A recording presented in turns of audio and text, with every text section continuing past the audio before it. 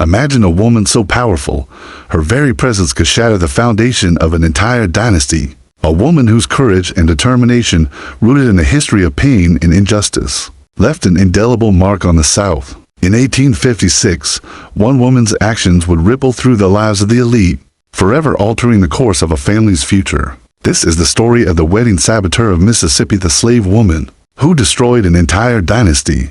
But what led her to take such a dramatic stand? Was it vengeance, justice, or something deeper, more profound? Before we dive deeper into this extraordinary story, make sure to hit like, subscribe, and share to join us on this journey into history. The year is 1856, and Mississippi is at the height of its economic and social power in the South. The cotton plantations stretch for miles, their vast fields producing some of the most valuable crops in the world.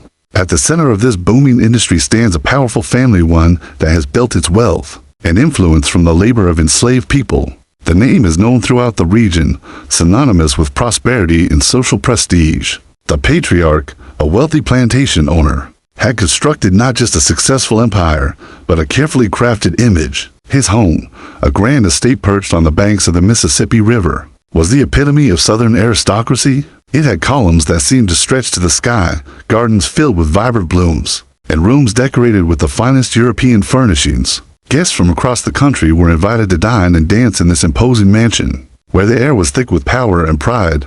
But beneath this lavish surface, there were cracks that few dared to acknowledge. The family's success, though impressive, relied heavily on a brutal and dehumanizing system, slavery. The enslaved workers, whose backs bore the weight of the cotton fields, were invisible in the eyes of the aristocratic family. They were seen only as tools that enabled the family's opulence and status.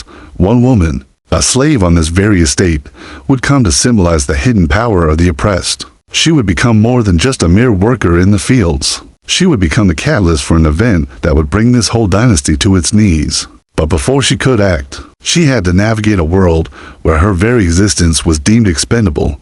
Her name, as history remembers, is now whispered in hushed tones, rarely spoken in the grand halls of the family's estate. Yet, her actions will leave a legacy that changed the course of history. This woman, unseen and unheard, had the courage to challenge the very system that had kept her chained in silence for so long. But why did she choose this path? Was it the cruel system of slavery that pushed her to the edge? Or was there something more personal driving her actions? To understand the complexity of her actions, we need to first understand the life she led on the plantation. Life for the enslaved was unforgiving. From the moment she could walk, she was thrust into the harsh reality of working the fields under the unforgiving Mississippi sun. Each day was a battle for survival, a struggle to maintain dignity in a world that viewed her as nothing more than property. Yet, for this woman, there was a fire inside her, a spark that refused to be extinguished by the weight of her circumstances. Her strength was not born of physical might, but of an unbreakable will. While the family enjoyed their lavish lifestyle, she observed everything: their routines, their weaknesses, their secrets. Over time, she realized that their world, as perfect as it seemed, was built on a fragile foundation. It wasn't just the wealth and the power that made the family vulnerable. It was their inability to see the humanity of those they oppressed. They treated the enslaved with disdain, never considering that beneath the surface, the same resilience that powered their empire was also slowly building a storm. This woman, quietly and methodically, began to see opportunities, the cracks in the dynasty's armor. But it wasn't just the system of slavery that drove her to her breaking point. It was something more personal. What no one realized was that she had family, two people she loved and cherished deeply. Her children, her siblings, and perhaps even her parents had suffered at the hands of the family's power. Each day she worked, she carried their pain in her heart, fueling a desire for justice that would soon erupt into something unimaginable. The question now is, what would it take for her to move from silent observer to action? Was it the betrayal of a loved one, a deep, personal loss that pushed her to the edge? Or was it a moment of sheer defiance when she decided that enough was enough? As the seeds of rebellion took root, she knew that there would be no turning back. The story of the Mississippi Dynasty was about to take an unexpected turn. To truly grasp the magnitude of her actions, we must first understand her life, the life of an enslaved woman on a Mississippi plantation in the mid-1800s, in a society where the color of her skin determined her worth. Her existence was defined by a brutal system that stripped her of any semblance of freedom. Each day was a battle for survival, a struggle to keep her body and spirit intact amidst the crushing weight of the work she was forced to endure. She was one of many on the estate. Her days spent under the harsh sun, her hands calloused from picking cotton in the unforgiving fields. But despite the physical exhaustion, she had a sharp mind, one that saw the world for what it truly was, not the romanticized version the family liked to present. She had seen the extravagant dinner parties, the guests who arrived in carriages, the laughter that echoed from the grand hallways. And while they dined on rich food, she and her fellow enslaved workers labored in silence, their voices drowned out by the noise of a world that had no place for them. Her life was not just about physical labor. She was expected to maintain the household, care for the children of the family, and perform tasks that required a level of skill and intelligence that often went unnoticed. But the truth was undeniable: she was the backbone of their empire. Without her, without the work of hundreds like her, the family would not have had the wealth or the status they so desperately clung to. Yet, it wasn't just the work that defined her life. It was the constant threat of violence. The family's control over her was absolute, and any form of rebellion was met with swift and brutal punishment. But even in the face of such overwhelming oppression, she never gave up hope. She found solace in small moments, whispers shared with fellow enslaved people, the brief flashes of freedom that came during stolen moments in the quiet of the night. Her hope was not just for herself, it was for her children, her family, and the generations of people like her who would never be allowed the luxury of freedom. This hope fueled her every action, even as she quietly plotted the downfall of the dynasty that had trapped her in chains. But what was it that finally pushed her to the point of no return? Was it one single event, one final betrayal, or had she, over time, realized that the only way to ensure a future for her people was to destroy the very system that had oppressed them for so long? In the coming days, everything would change.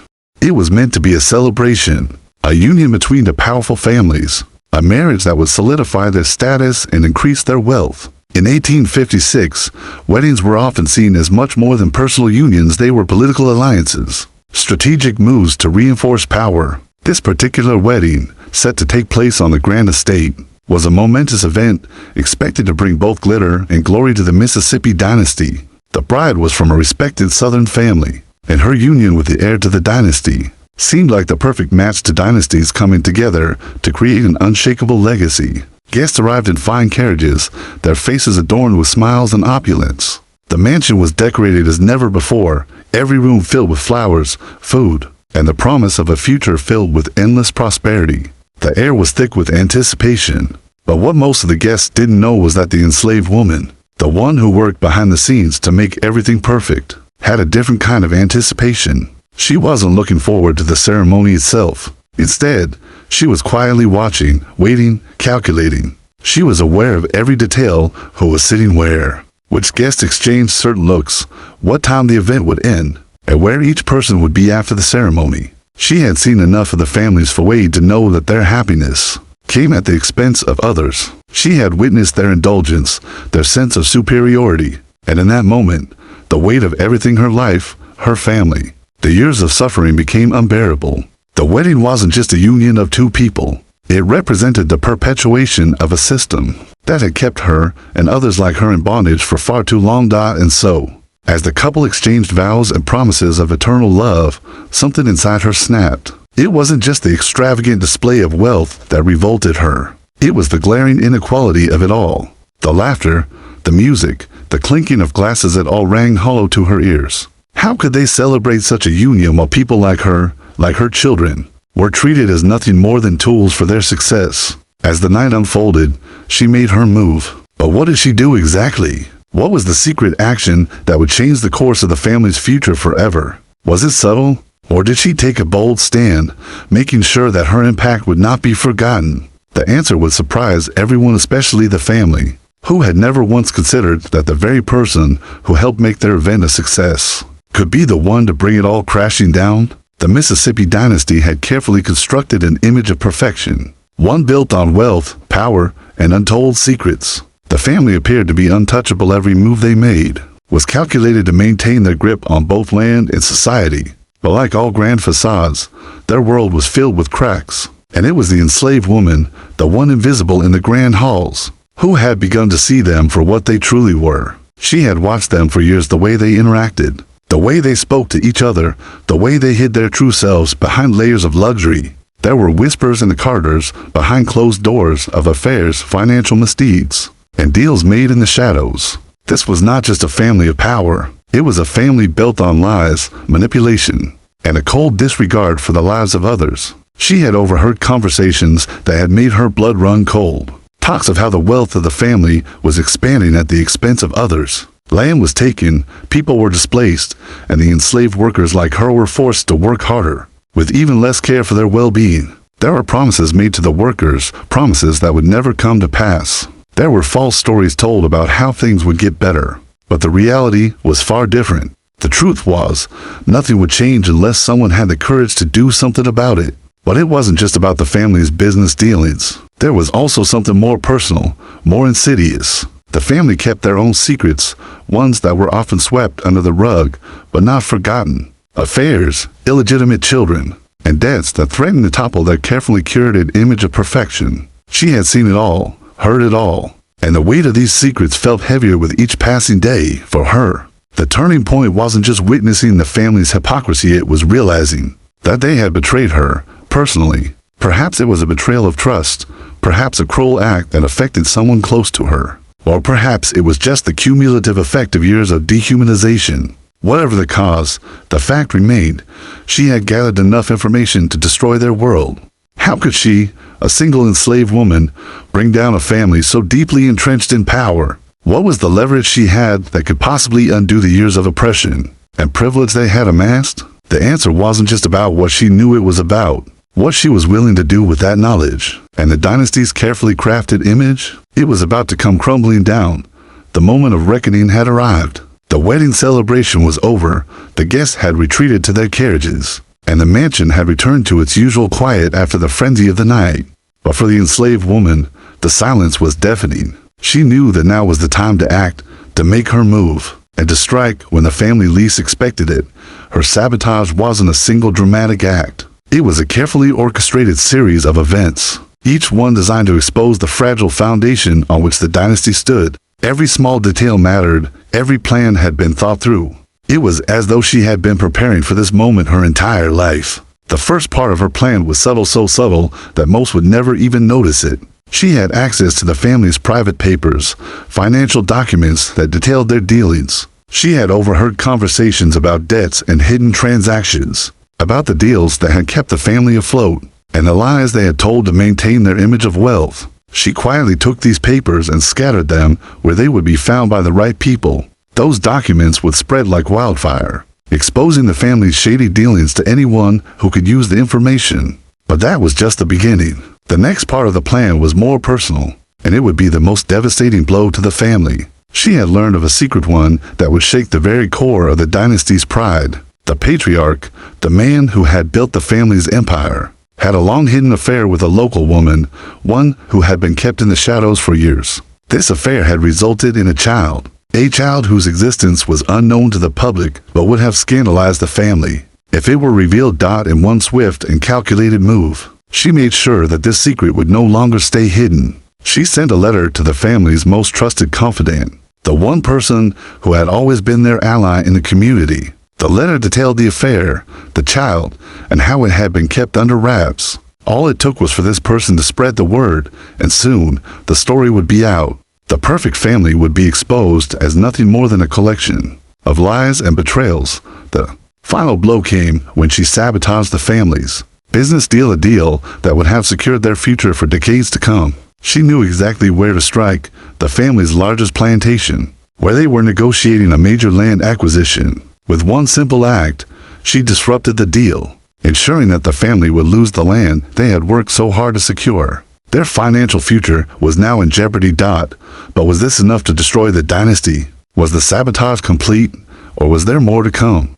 The family woke to chaos. The polished veneer of wealth, power, and privilege that had been so carefully constructed over the years was suddenly cracked. It started with the financial papers, documents exposing their dealings with shady business partners, secret debts, and unreported transactions. At first, the family dismissed it as a mistake, perhaps a misunderstanding. But as the documents found their way into the hands of journalists, rivals, and other influential figures, their world began to unravel.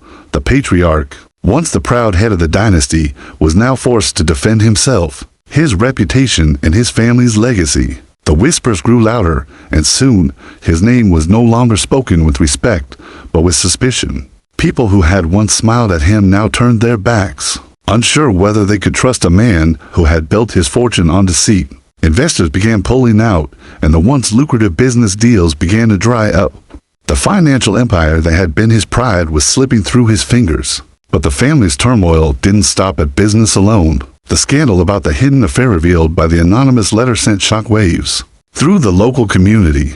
The affair had been a well-guarded secret, and the child, once ignored and forgotten, was now the center of a storm. The patriarch's reputation, already on shaky ground, was now destroyed. His own community turned on him, and even the most loyal of his allies started distancing themselves. How could they have trusted a man who had betrayed his own family so publicly? And then, there was the loss of the plantation land, the final blow. The deal had been months in the making, and it was supposed to secure the family's future for decades. But thanks to the woman's sabotage, that deal fell apart.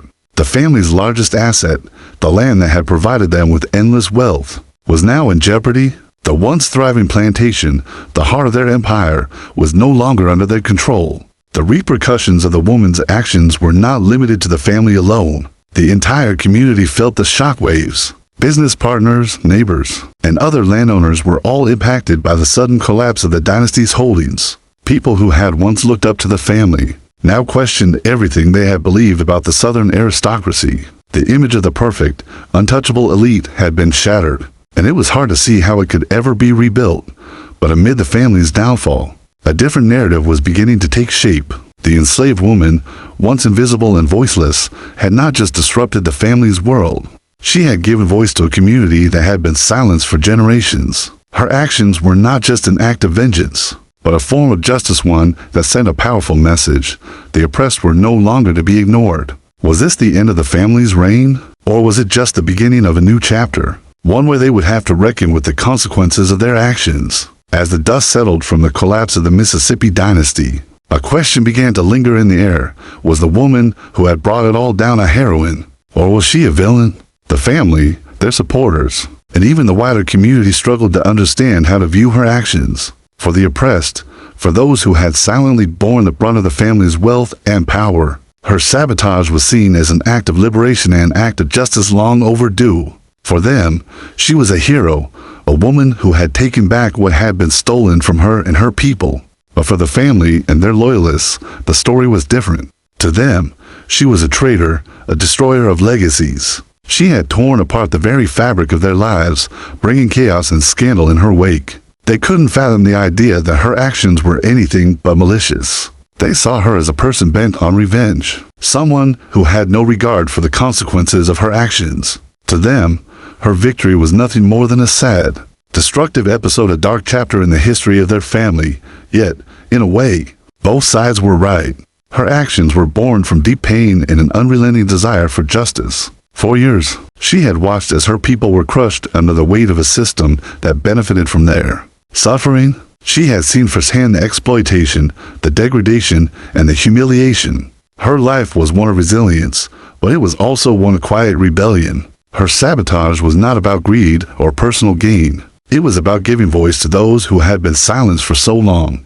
But even so, her act of defiance was undeniably harsh. It caused irreparable damage, not just to the family, but to the community at large. The scandal and the chaos that followed rippled outward, affecting people who had no part in the injustices of the past. Innocent lives were caught in the wake of her decisions, and the collateral damage was felt far beyond the boundaries of the estate. So, was she a hero? A villain? Or perhaps, was she something more complex, a symbol of a society that had failed to address its deep, systemic inequalities? History often struggles to offer simple answers, especially when it comes to figures like her. She was neither a saint nor a sinner, but rather a reflection of the contradictions inherent in the system she sought to destroy. Her actions were both a cry for freedom and a testament to the human cost of injustice, and so, her legacy remains a matter of debate. Some view her as a heroine, a woman who stood up against the forces of oppression. Others view her as a villain, a destroyer of families. But perhaps the real question is not about whether she was a hero or a villain, but rather how her story forces us to reconsider our understanding of justice, power, and the price of freedom. The story of the woman who brought down the Mississippi Dynasty doesn't end with her actions. No, her true legacy wasn't just about the immediate destruction she caused, it was about the long-lasting impact her defiance had on the world around her. Her act of sabotage became a symbol, a clarion call for those who had lived in silence for far too long. The ripples of her rebellion would echo throughout history, shaping the way people thought about power, privilege, and the cost of justice for those who had lived under the oppressive rule of the Southern elite.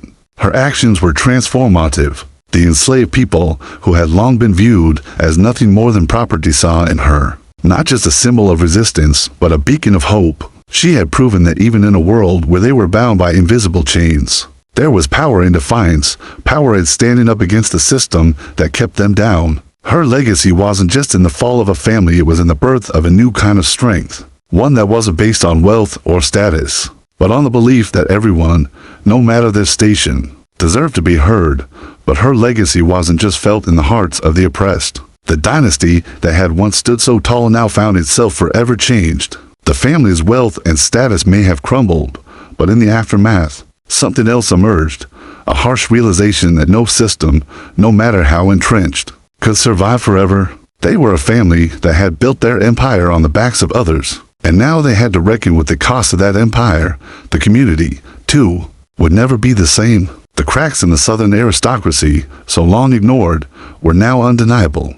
The family's fall exposed the fragility of the system, the falsehoods that had kept it in place for so long. And while the fall of this particular dynasty didn't dismantle the larger system of slavery and oppression, it marked the beginning of something important, a shift in consciousness, a realization that change was possible, even if it came through radical means. Her legacy continued to resonate for generations. As the Civil War loomed and the South was forced to reckon with its future, her actions became part of the larger narrative of resistance. In her, others saw the power of individual defiance, the kind that could challenge the very foundations of society. Though her name might not have been spoken in the halls of power, her story lived on in the hearts of those who had fought alongside her or who, in their own way, had found the courage to stand up against an unjust world.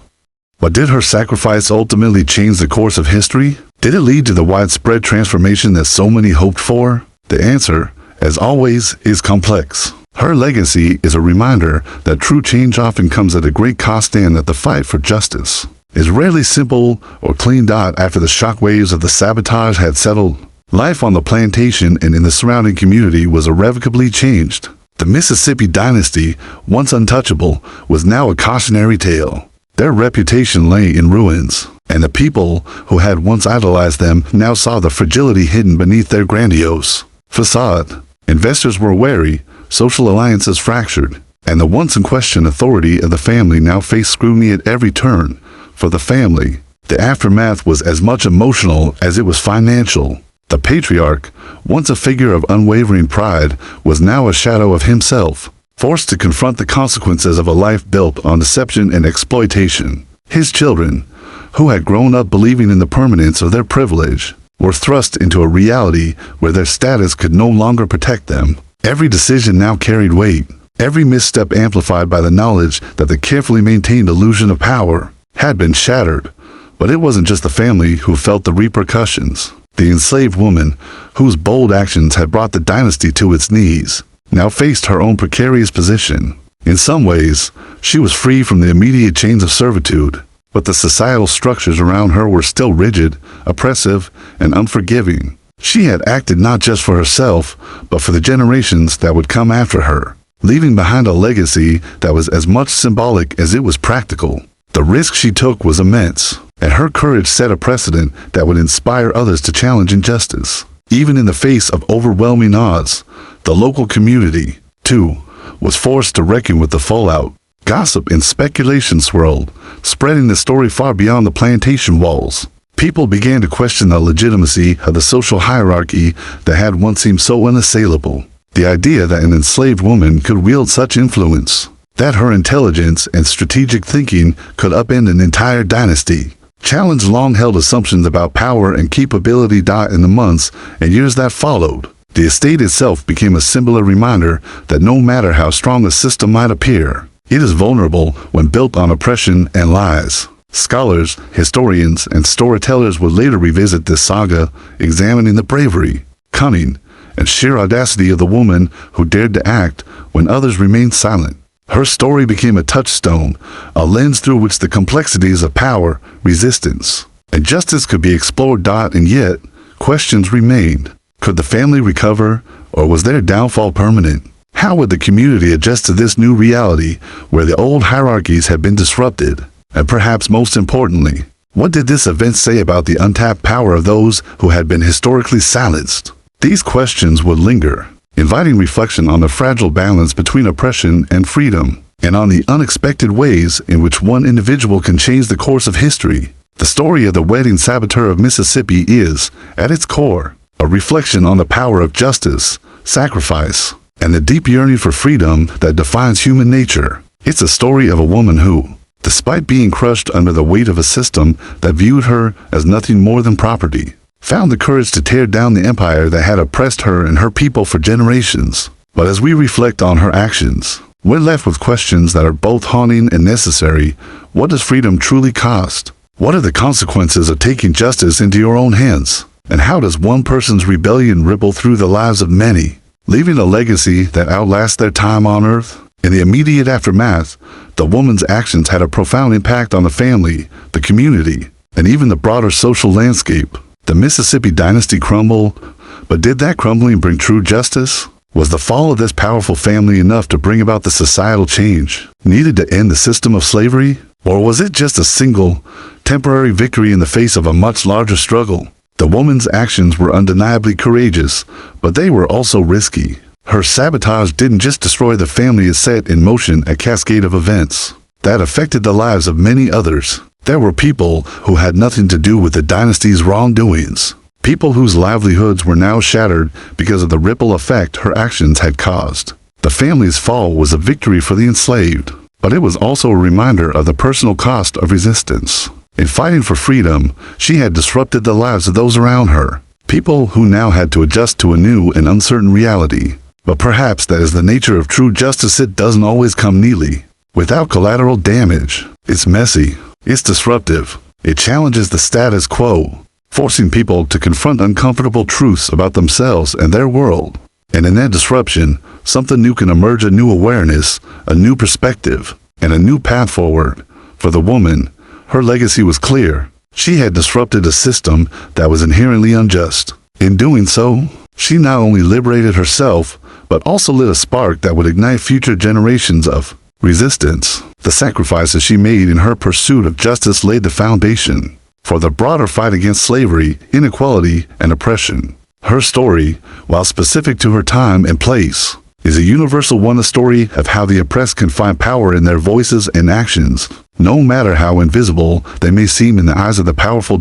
As we reflect on this story, we are reminded of the ever-present fight for justice, not just in the past, but in the present. The struggle for equality and freedom is ongoing, and we must ask ourselves, what are we willing to sacrifice to bring about the changes we need in the world today? The woman of Mississippi left a legacy of defiance and courage that will never be forgotten. Her story teaches us that the fight for justice, though never easy, is always worth it. And perhaps, in the end, that is the most important lesson of all.